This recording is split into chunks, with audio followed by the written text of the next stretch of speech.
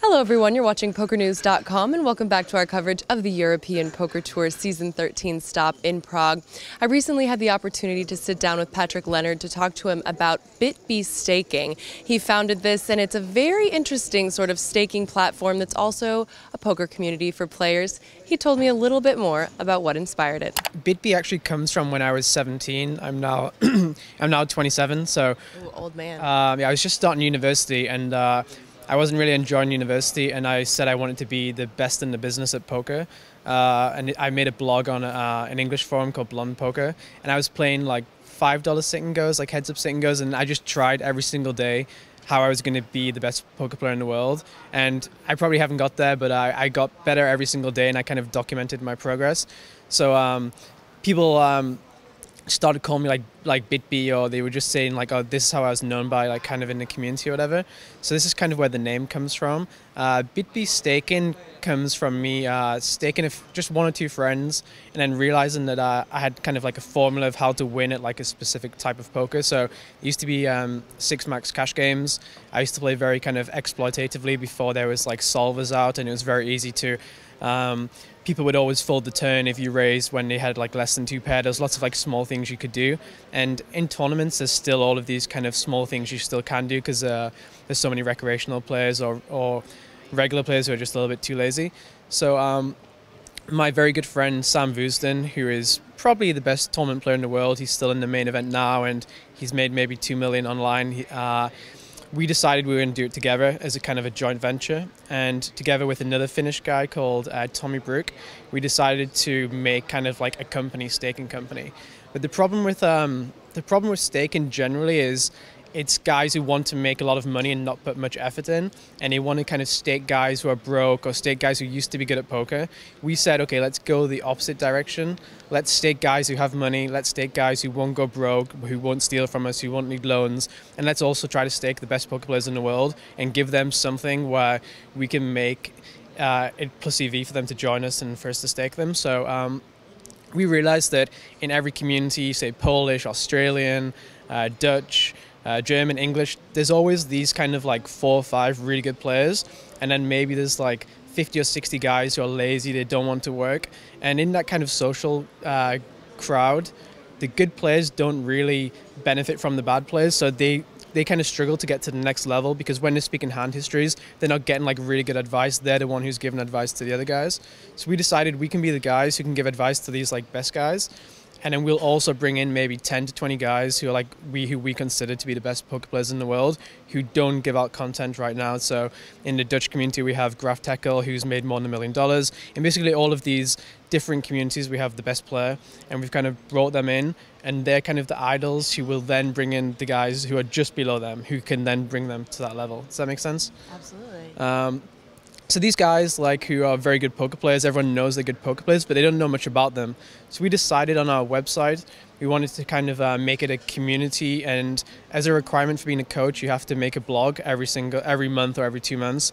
So these guys who are obviously super smart to get to the stage of their profession they're into, but you don't know anything about them, they start telling more about their life, what they like to do, what they think about life, what they think about charity or giving, or what they think about anything, you know. So over the next kind of 3 to 6 months, you're going to find out more about these kind of guys you see on the stops, like Dietrich Fast. He's like a super interesting guy, very funny. Everyone really likes him, but all they know about him really is kind of his like his jokey humor. You know, he's a funny guy, but they don't know actually what he thinks. So like these are the kind of people I think people want to read about. So we just kind of thought that in poker media, there needs to be some like fresh blogs that people, because people used to blog, say like 2 or 3 years ago on 2+2, and it was like Tom Dwan used to blog and Andrew Roble and all these guys, but then everyone just stopped. People didn't want to give information out or whatever else. So I think that's quite sad, to be honest. I think we've probably staked maybe like 110 or 120 guys, maybe a little bit more. And I think there was one guy from Russia who briefly stole like $2,000 from us, but he paid us back. Yeah, I think, like I said, most people want to make money out of staking just desperately. They think they can sit back at home, you know, be with their wife and kids, give money to people and hope to make money, but it's an unrealistic way. In a profession which is basically gambling, if you're giving money to people who are broke, who need to pay for bills and stuff, obviously bad things are going to happen. a lot of guys we stake have bankrolls of hundreds of thousands. They've won huge tournaments, but we have a record where on average our players make 64% more money when they're staked by us than when they play by themselves.